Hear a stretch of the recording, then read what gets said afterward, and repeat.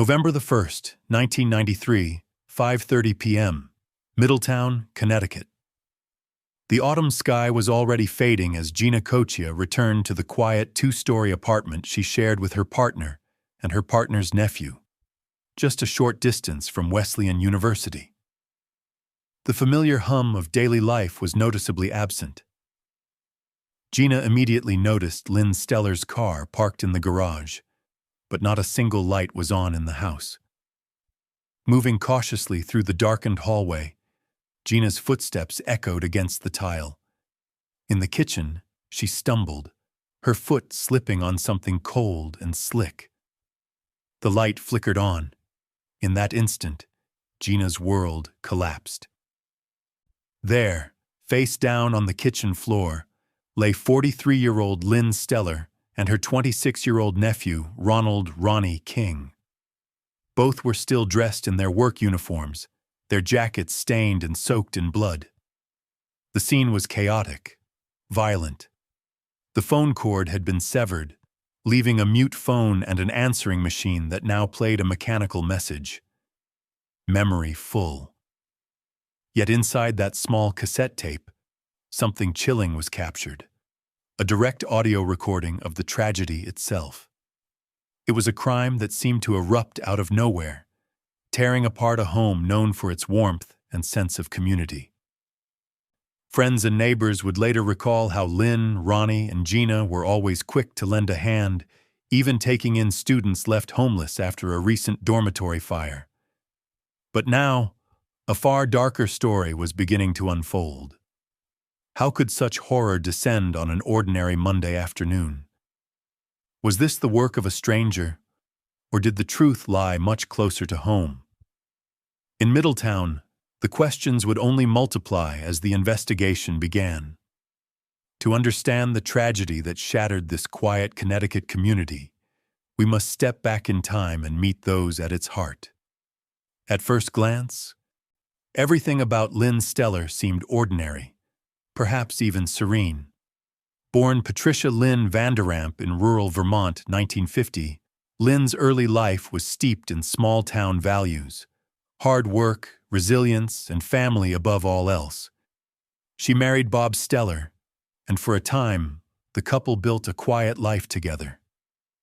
But in 1981, a devastating accident took the life of their eldest son, struck down by a passing bus. The loss nearly destroyed Lynn. Struggling to cope, she descended into alcoholism, but, through the support of Alcoholics Anonymous, fought her way back to sobriety. Life offered a second chance. In 1983, Lynn welcomed her second son, Matthew. Seeking a fresh start, she moved to Middletown and found steady work as a maintenance technician at Wesleyan University. Here, Lynn became known not just for her reliability, but for her care. She had a quiet strength, a fondness for restoring old furniture, and a deep sense of duty. Her home was a sanctuary, not only for her own family, but for anyone in need. Ronald "Ronnie" King, Lynn's nephew, shared this spirit. Born in 1967, Ronnie was gentle, big-hearted, and had dreams of becoming a professional wrestler. He followed his aunt to Middletown, also working maintenance at Wesleyan, and quickly became a fixture in the community. Completing the household was Gina Kochia, sometimes spelled Coxia or Kochia in documents. At 24, Gina was outgoing, energetic, and deeply loyal. She and Lynn began dating in April 1993, and by summer, Gina had moved in, bringing along her beloved Pomeranian dog. The trio formed a unique but harmonious family, often volunteering their home to students in crisis, including those left homeless after a fire swept through a nearby dormitory. Yet beneath this facade of ordinary happiness, subtle tensions were beginning to surface. Were these just the growing pains of a blended household, or signs of something far more dangerous? On the surface, life in the modest Middletown apartment seemed harmonious. But as the crisp days of autumn settled in, the peace began to unravel. Old wounds and new tensions simmered beneath the routine of shared dinners and after-work laughter. The trigger? A familiar shadow from the past. Janet Mae Griffin. Janet, 47 years old, was Gina's ex-girlfriend from Vermont, a relationship marked by turbulence, jealousy, and more than one heated argument. Though Gina had moved on, Janet had not. Between August and October 1993, Janet made repeated, unannounced trips down from Vermont to Middletown. Neighbors took note of her presence, a woman in a faded yellow windbreaker, her right hand always tucked deep in her pocket, as if clutching something unseen.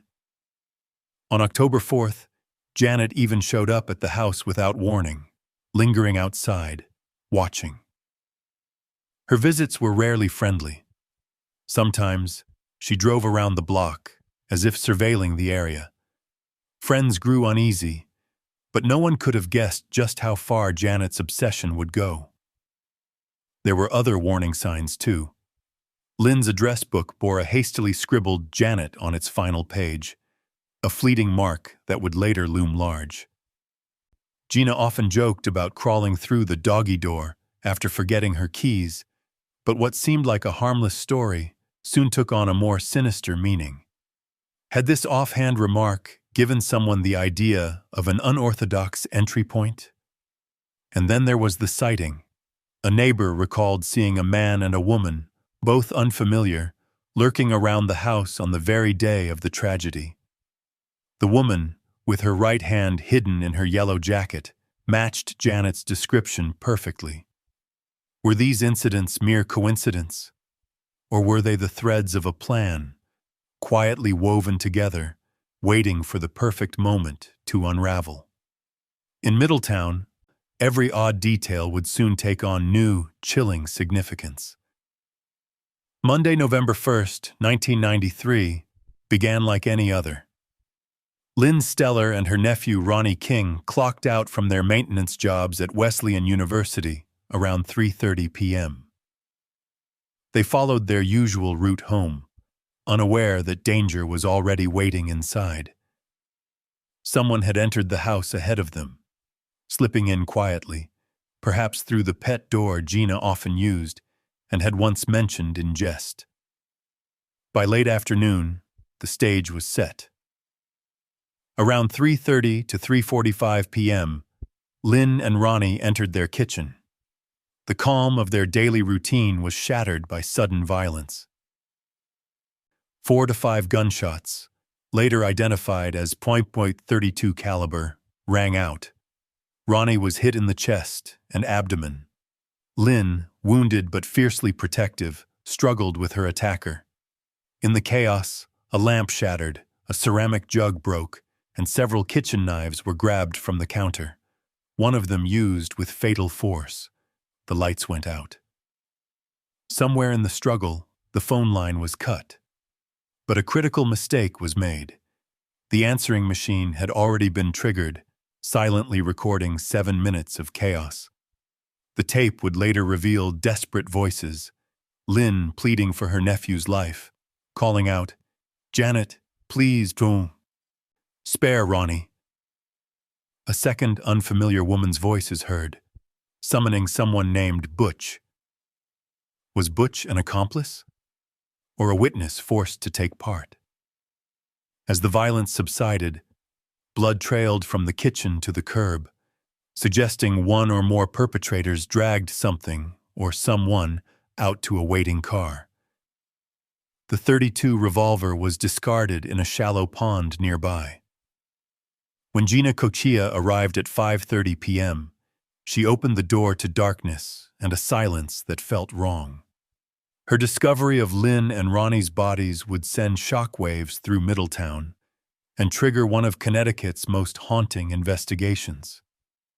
What could drive someone to such brutality, and why did the crime seem so personal?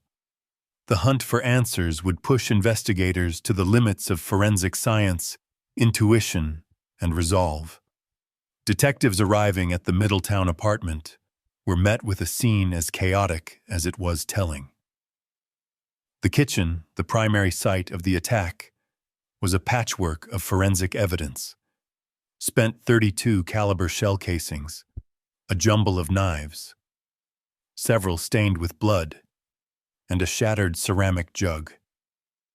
Police quickly realized this was no random robbery.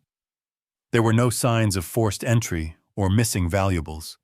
The violence was focused, intimate.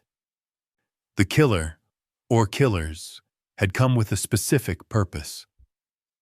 Forensic teams worked methodically. They lifted more than 10 distinct fingerprints, some matching residents, others unknown. Bloody footprints, one in particular, a size that fit no one in the household, added to the mounting clues. Drops of blood, believed to be from the attacker, were collected and preserved, though DNA analysis in 1993 was still in its infancy. At the center of the case lay the answering machine tape. 7 agonizing minutes of real-time horror.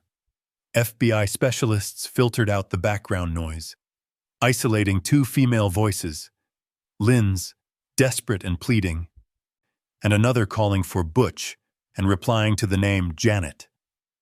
For investigators, this was a rare and powerful piece of direct audio evidence. Attention initially fell on Gina Cochia, the first to discover the bodies.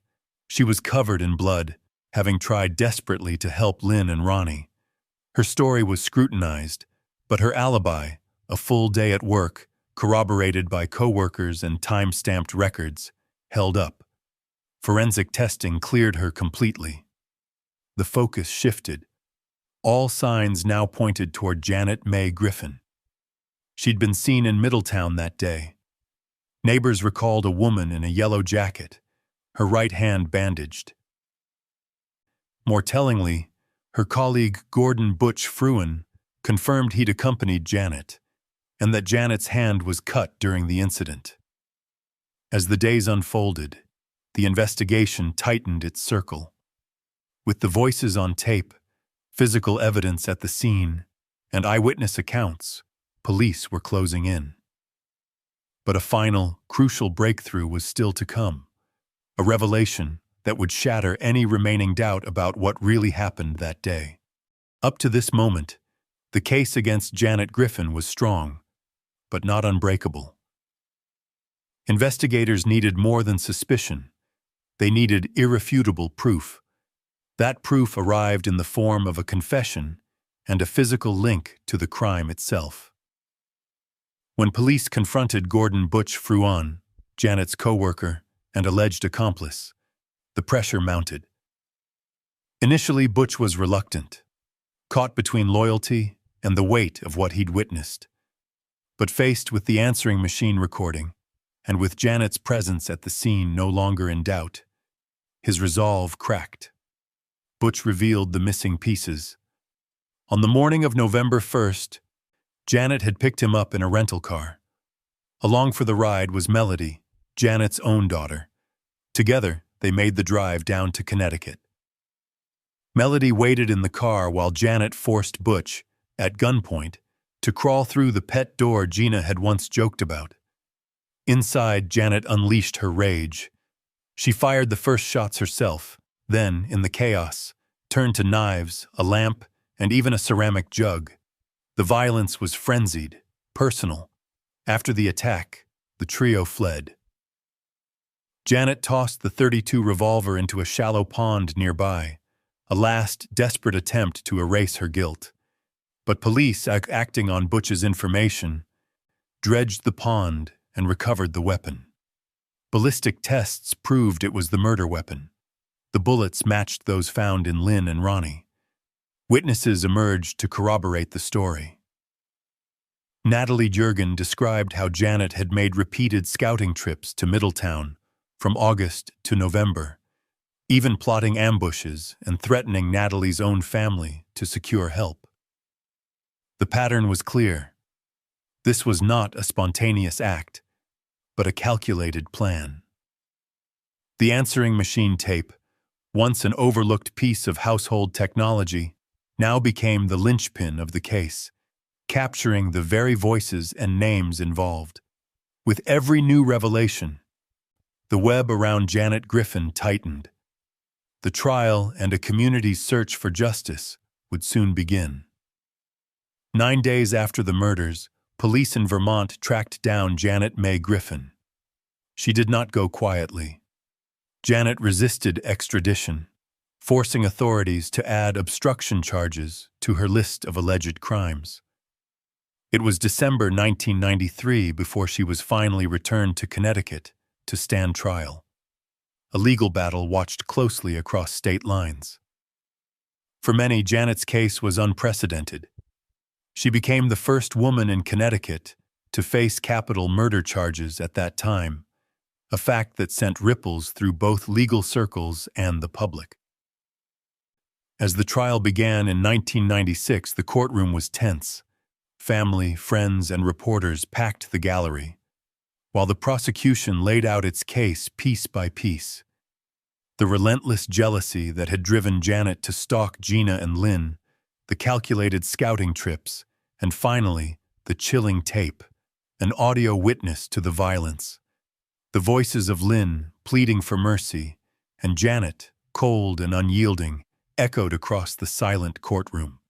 Gordon Butch Fruin took the stand, describing in detail how Janet had forced his involvement and wielded the weapon herself. Forensic experts testified about the bullets, the blood, and the physical evidence tying Janet to the scene.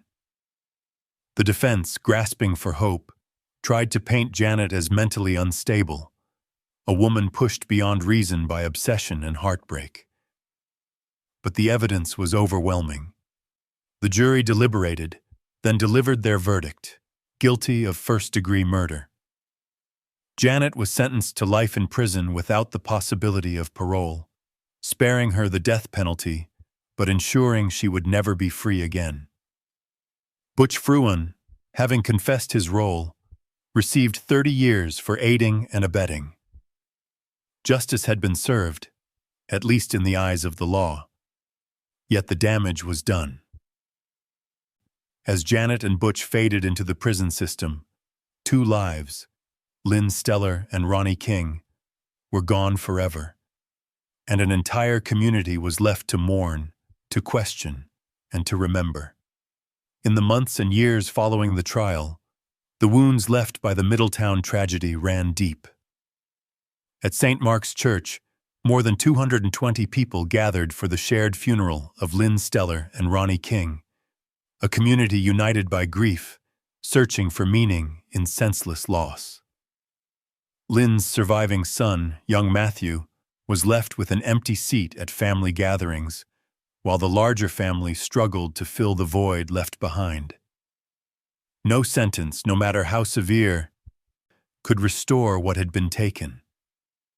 The scars stretched far beyond the victims' families. For Wesleyan University, the loss of 2 dedicated employees cast a long shadow.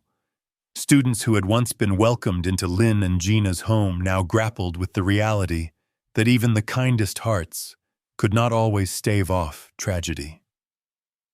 Friends remembered Lynn's gentle guidance and Ronnie's quiet ambition, while Gina, who had only just begun to build a life with Lynn, was left haunted by what-ifs and memories.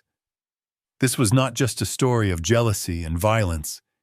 It was a lesson in the dangers of unchecked obsession. Janet Griffin's escalating behavior, her repeated surveillance, threats, and eventual attack were all warning signs, easy to dismiss until it was too late. The case reminded investigators and the public alike that patterns of stalking and controlling behavior must never be underestimated. Perhaps most remarkable was the role of the answering machine, a piece of everyday technology that became the unlikely key to solving the crime. Its recording provided not only evidence, but a direct link to the voices and final moments of those involved, turning a minor detail into the fulcrum of justice. In the end, the Middletown case leaves us with hard truths. It reminds us to trust our instincts, to take threats seriously, and to recognize that the smallest clues can make all the difference. In the quiet that follows, one message lingers. Tragedy often arrives quietly, but the lessons it brings must be heard, so that, perhaps, history will not repeat itself. The Middletown case stands as a haunting reminder of how jealousy and obsession can spiral into unthinkable violence. What began as the daily routines of three people, Lynn Stellar, her nephew Ronnie King, and partner Gina Cochia, ended in tragedy, shattered by an intruder from the past. The investigation unfolded through chilling audio evidence, tireless police work, and the courage of witnesses, leading to the conviction of Janet Griffin and her accomplice. Yet the wounds left behind, on family, friends, and an entire community, remain, warning us all about the dangers that can hide beneath the surface of ordinary life. If stories like this move you, don't forget to subscribe for more unsolved mysteries, in-depth investigations, and lessons learned from real-life crimes. Share your thoughts below. What clues would you have noticed? Which detail struck you most? And most importantly, let's keep the conversation going to help protect others from similar fates.